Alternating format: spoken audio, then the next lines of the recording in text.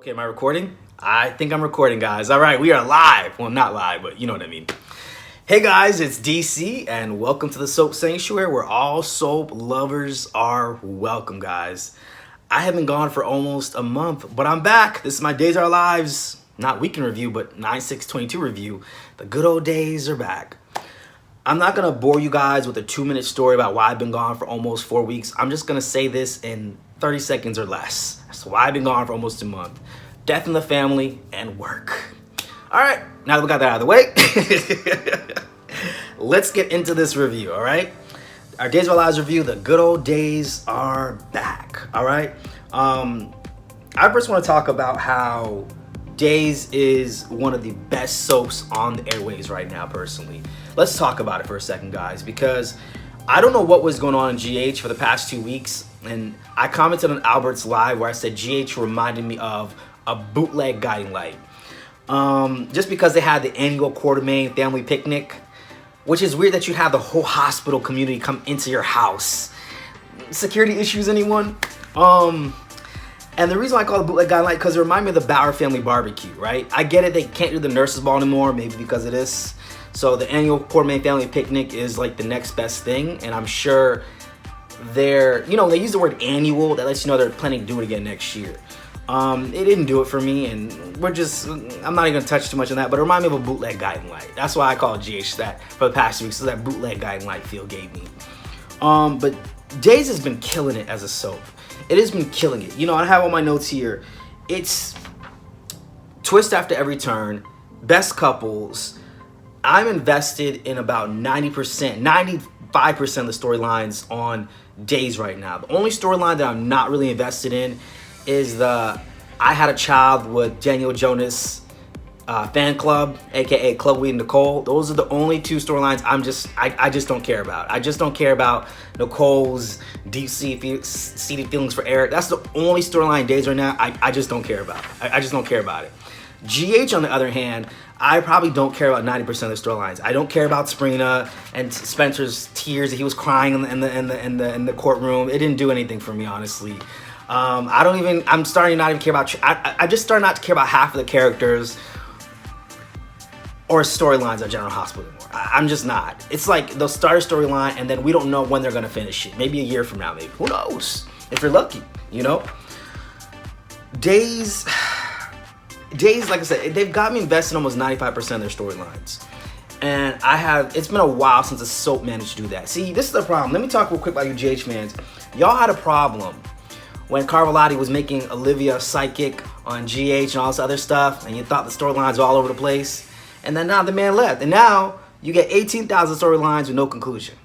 You're welcome. This is why soap fans can't have nice things. This is why y'all can't have nice things. Y'all don't appreciate it when you got it. Carvelotti to me is one of the best soap writers of our time. And I've said that time and time again on this channel. I love what he's doing on Days, and I gotta feel when they go to Peacock, they'll be able to be even edgier and actually produce even more better storytelling than they're already doing right now, honestly. And I mean, I was watching Days this whole past week, and I was like, damn, this show is so good. I still catch up with YNR and BB, but I'm behind on B&B for sure. YNR, I'm kind of caught up in it, and the only good thing about that show is Diane Jenkins. GH, I don't know what they're doing. I don't know what was going on. Personally, for me, I thought Spencer and Esme, they were hot together. Cause I'm just over it. I'm just over all these storylines of GH. I'm just over it. I'm just over it, guys. I'm just over it. But Days has got the sex appeal, the allure, the storylines. Like, GH is supposed to be like the most realistic soap, but to be honest, like, I find the storylines unrealistic, even though they're more realistic, if that makes sense. Whereas Days is more whimsical, more campy, but like, the storylines keep me on the edge of my seat. I mean, last week when Sonny got stabbed, this man got stabbed on a Thursday. They gave us a Friday cliffhanger on a Thursday. And the sad thing about it is that this is what all the soaps should be doing. You should all be keeping us at the edge of our seats. You should all be delivering good material. Albert mentioned this once in his review videos that when did it become the norm for us to accept that we were just getting okay episodes from our soaps? When did that become a normal thing? I mean, when Sonny got stabbed in the back, I did not see that coming at all. I didn't watch no spoilers. You know me, I'm not. So I haven't even seen any other reviews prior to that. So when I saw that, I was like, oh snap! I was like, I gotta see what happens tomorrow. I was like, please, there's an episode, please, please, please. You know, there wasn't an episode. It was Friday's episode. I'm like, so they give us a Friday cliffhanger on Thursday? What? Like, what do we do to deserve this? Even though we should have always had that. Days is like, I'm gonna put in a relationship example.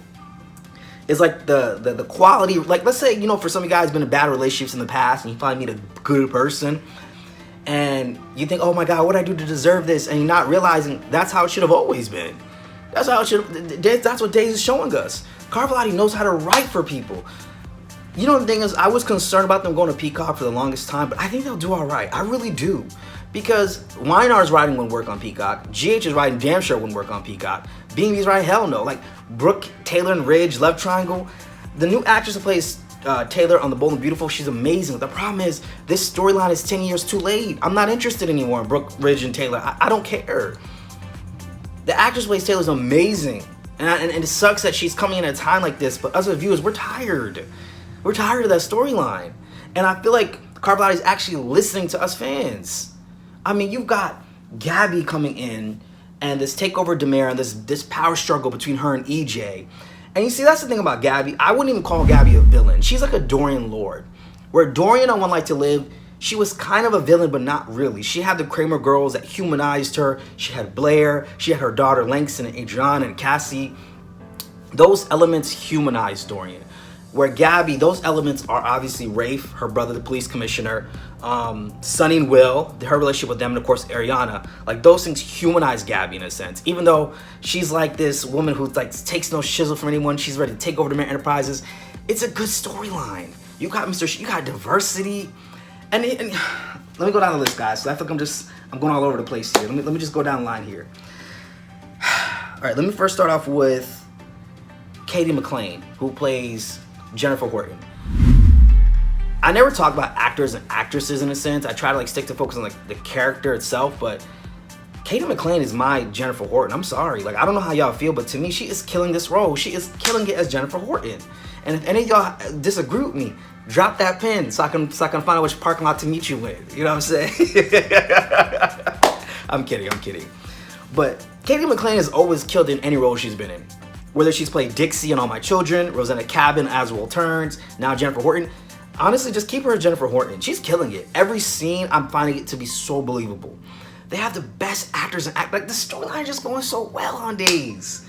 GH, I don't even think it's Valentini. I think it's the writers, Chris Van Eden and Dan O'Connor, whatever their names are. They're not doing it. I don't know what they're doing. Katie McLean is killing it. That scene where Maggie finds Jennifer with the pill bottles. And even in today's episode where Gwen comes in and she says, I didn't kill Laura, and then Jennifer goes, I'll think about it. You know, like, Katie McLean just has that raw emotion. You know, even when she was on All My Children and Kate was been missing for like 20,000 years to the point of us as viewers, we didn't care anymore. But Katie McLean knew how to display emotion. You know, she understands the assignment. Let's talk about comedic humor that's on the show with Leo Stark. This Who Killed Abigail Demara storyline is amazing. Now, granted, I've finally been able to get over my annoyance with Chad, you killed my wife, Demara. You know? That's what I'm calling him now. Chad, middle name, you killed my wife, Demara. So with Chad, you killed my wife, Demara. Leo Stark has been hitting, like, when Leo was on the phone, like, scared after Sonny got stabbed, I really believed it. And you know the thing is, like, Greg Rickhart, like, he's always been comedic in this role as Leo, but I think we're getting some seriousness, actually, from him this time around, and I like it. I really do like it. Oh my God, guys, it's just, I really actually feel like Leo is really scared. He doesn't know what to do. And when he was at Sonny's bedside, I mean, when Sonny got stabbed, I was like, oh my God. I was like, at first I was like, I know they're not about to kill off Sonny. I know they're not. Writers, I forgave y'all. I think it was just earlier this year, I finally forgave y'all for killing off Will Horton. Because let me say something. When Carvalhotti came to Days, I just knew when he signed on as a head writer, things were going to go right. He was going to whip the show into shape. I just knew it. And the first thing he did was he brought Will Horton back from the dead. He reversed the death of Will Horton. And to me, because honestly, when Will Horton died, that's one of those few soap deaths I was like, damn, like, that hurt. Like, that was disrespectful.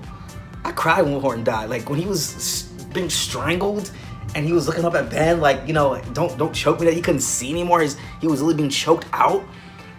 That hurt me as a viewer. I was hurt. Like, I was like, I honestly felt like I wasn't even watching a soap opera. It felt so dark of a scene. I don't, if any of you guys who watched when Will Horton died, that was one of the darkest scenes I had ever seen in a soap opera before. Whereas, like, I remember that day, the episode, I took a step back. I was like, whoa, like, did they really just do that? So when he undid that death of Will Horton, Carvelotti became the savior of all soap writers. So that's what he became for me. Savior of all soap writers right now, that moment. I mean, guys, this man has taken the show to new heights. He knows how to write for his veterans, you know? Now, I am going to say I'm not really a Bowen Hope fan. I think you guys know that. Don't shoot.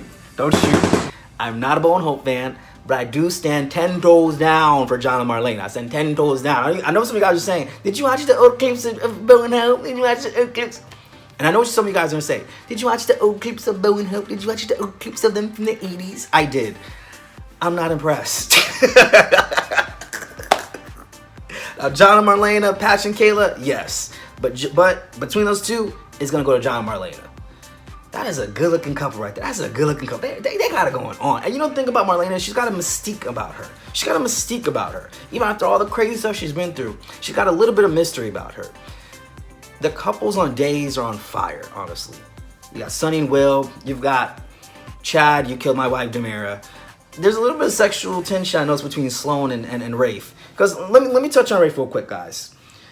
I can't take none of Rafe's relationships seriously. I don't know about you guys, I can't. The only one I took even remotely seriously was when he was married to Hope Brady, and that was done with. But I can't take Hope seriously. Rafe suffers from Jack Abbott syndrome, which is where we can't take none of your relationships seriously because we know the writers never wrote in a true love interest for you. Phyllis is not Jack's love of his life. She's just a stand-in. That's a why in our review. So we're gonna focus on Days right now. Let's focus on Days, all right? But to me, Leo Stark, like, this whole Abigail Demir murder. Oh, that reminds me. Before I forget here. I don't believe, obviously, Leo stabbed Sonny or killed Abigail. I don't believe it was Gwen either. But you know how I do believe it was? Philip Kiriakis. And you want to know something? I've been building on this theory for a while. Call me, it's a crazy soap punch I got. But the fact that this happened at Titan makes me believe even more that it's Philip Kiriakis. Because Philip Kiriakis is a Kiriakis, so he would have access to Titan. He would have access to that building. And another thing, Philip also knew about the Sarah mask. He knew about that mask. Philip knew about that mask, so it easily could have been Philip with that mask on as well after Gwen. I'm telling y'all, this is now my motive that I'm working on. When Abigail was investigating who kidnapped Sammy, I believe that maybe somehow, some way, she stumbled on the fact that it was Lucas, or maybe Philip might have found that out while she was digging, or maybe she was close to figuring out that Philip was alive, and that's part of that, or Philip killed Abigail in an event to try to protect Lucas, who is his brother. So I remember not Abigail, but Albert was talking on his live about how, you know, everyone related in Salem. So I want to give people a history lesson if you're a new viewer of Days or you just want to watch for a little while. Philip is Lucas's brother because they both share the same mother, which is Kate, and his father is Victor, which means Sonny would also be his cousin, but he's also Victor's son, which explains how he has access to Titan Industries. So I still believe it's Philip Kiriakis. And if you look at it too, it's in the details. Kate and Roman got back together, right? And I got a feeling there's another thing coming their way to break them up, and I believe this is gonna be it. And it's the one person you wouldn't see coming, and it explains why there was Lucas's supposed DNA on the murder weapon or whatever it was at the time of the scene or whatever they found, because him and Philip share the same DNA. That's just my theory. I'm working on it. I know I was maybe wrong about Jada, but I don't know. The jury's still out on Jada. I mean, Nicole's doing a little background check. Maybe she might find out that Jada is Kayla's daughter. You know what I'm saying? And that's how she's gonna get her and Eric to break up, because they're gonna find out that they're cousins. I'm just saying. I'm still not ruling my theory out. Okay? We don't know. We know who Jada's father is, but we still don't know who her mother is. Get that in mind. All right. Next, I want to talk about Xander and Sarah getting married on today's episode. They just always have the worst timing, those two, honestly. The last time they wanted to get married, God, what happened with the last time they wanted to get married? Sarah almost got arrested. Sarah got arrested. My whole thing is Jack's nephew was just stabbed, which clearly Jack doesn't give a shit about Sonny. Like, they have no relationship. Sonny has more relationship with Steve, obviously, right? Advocating for Gwen for a little bit, because I actually feel for Gwen. She keeps doing dumb stuff, but I still feel for her because she still lost. I mean, how many guys have been in a situation where you really love someone and you saw them with somebody else? I've been in that situation before and it sucks. Where, like, the same things they told you, now they're telling somebody else, as if you never existed. That sucks. That's another reason why if you're in a relationship or whatever you're in a marriage, make sure you look out for yourself first, you know what I'm saying? I look out for numero uno. Anyways, in terms of what's going on with that, like, it's weird to me that Jack stood up for Xander. Like, and I get it, he knew Xander before he even knew Gwen, but Gwen is his daughter. So I'm sorry, if I was Gwen, I wouldn't be giving Jack the side eye. Like, this is the man I almost married. I was in love with. How you gonna be standing up for him at the wedding? I'm your daughter. I'm always gonna be your daughter. But he may not always be your friend. Let's talk about that. You know what I'm saying? Like, he may not always be your friend, but I'm always be your daughter. And he looked at her like she's an outsider at Xander and Sarah's wedding. And I understand Xander was upset that Gwen was there. But that's in a sense her father's home where her father lives. So that's why she's there. What do you mean, what are you doing here? If she was released from jail and she's going to her father's house, that's why she's there. So my thing is, the whole thing is with Xander, if you don't want Gwen in your life, you need to take Jack out of your life too. That's his daughter. She's always going to be around. She's not going nowhere. Unless another DNA test comes back and reverses history, Gwen ain't going nowhere. All right? Now, Gwen is really stupid to say that she, like, I can see why people think she's guilty because you went to Abigail's house, to the Demerara mansion, you did all that stuff, only just not to kill her. Which I thought that was pretty gracious of Abigail to let her go. I agree with that. I want to talk real quick about Mr. Shin and Gabby and this whole power play she's got going on with EJ. One of the most brilliant storylines out there. Mr. Shin coming in, you know, I'm glad he didn't judge Gabby too harshly because I'm glad they finally mentioned Stefano and how he wasn't the most moral person, because I'm sorry, Demerara Enterprises having like a moral clause and all this other stuff is just, it's pretty laughable to me considering who started the whole damn company, which is Stefano. Come on, come on, you know what I mean? Like, come on, you know? EJ to me is kind of gross. Your brother just died, you're being fake to his widow, and Johnny standing up for Ava, I appreciate that. I appreciate him standing up for Ava. I really appreciate that. I appreciate him standing up for Ava. I feel like Ava needs somebody on her side.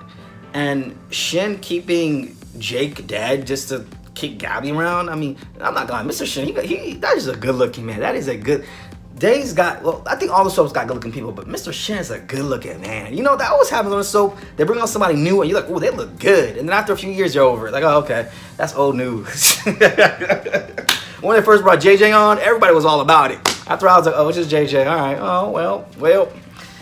So to me, I totally understand Mr. Shin's purposes, but he has to understand, like, Gabby still wants Jake. That was her husband. So that love doesn't change. And him wanting Chloe just seems so off the Richter scale. Chloe doesn't want him. She doesn't want him. Next I want to talk about really quick is Sean and Belle. And Brandon Beamer. Oh, Brandon Beamer's another one. That's a good looking man. Brandon Beamer's a good looking man. All right, let's talk about that. But what I want to really talk about is how with Sean, like, that's really what a real couple will go through in a situation like. See, Days has an element of realism in their storylines, but they also at the same time, like, they move the pace along. You never know what to expect on this show. You really don't know what to expect. And the fact that they brought Will back, engineering Will, I call him that because Chandler Masters is like an engineer in real life or something like that.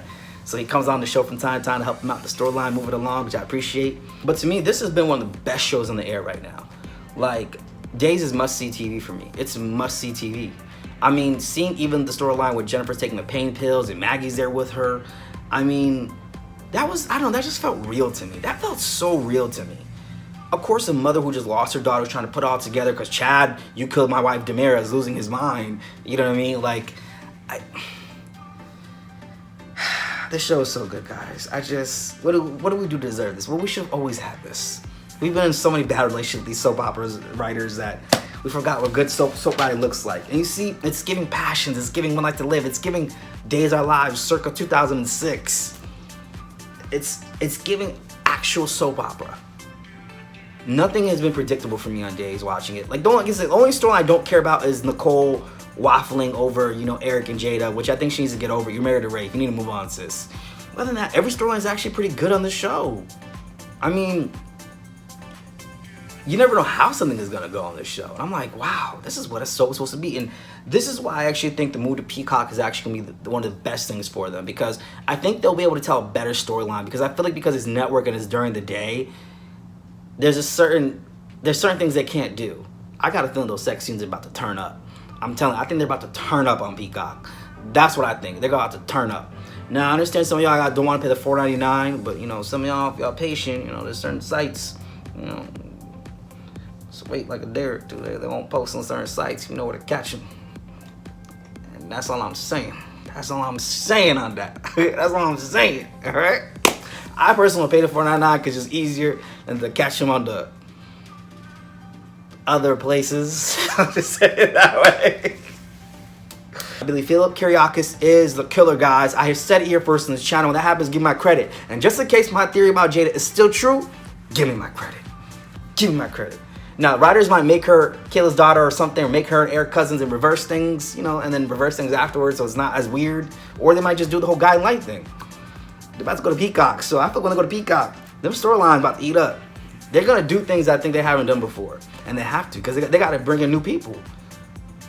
Look at the way the writing is on for this soap, because Carvelotti is writing for all different types of people, right? Like, I pay for subscriptions, but it's like LGBT based platforms, because like I told you before, I don't watch soaps for diversity. I just don't watch for that. I just don't. But when I pay for those platforms, it is nice because, yeah, I do want to see people that look like me and have relationships like me on TV. Like, I can relate more better with it. Not that it always has to be that way. But I feel like if you're watching people who have similar lives like you can relate better, right? And if not, you better make sure the storyline is pretty damn good to really be captured by it. At least that's how I feel. I don't know. That's how I feel. So for me, I subscribe to those platforms, and they have really good storylines, really good things on top of that too. But I feel like nowadays, like, there's something for everybody in there. Like, it's slowly starting to become that type of soap, and I feel like soap should do that. It should reflect the real life and have real storylines and do real things. So anyways, guys, that is my review. The good old days are back, guys.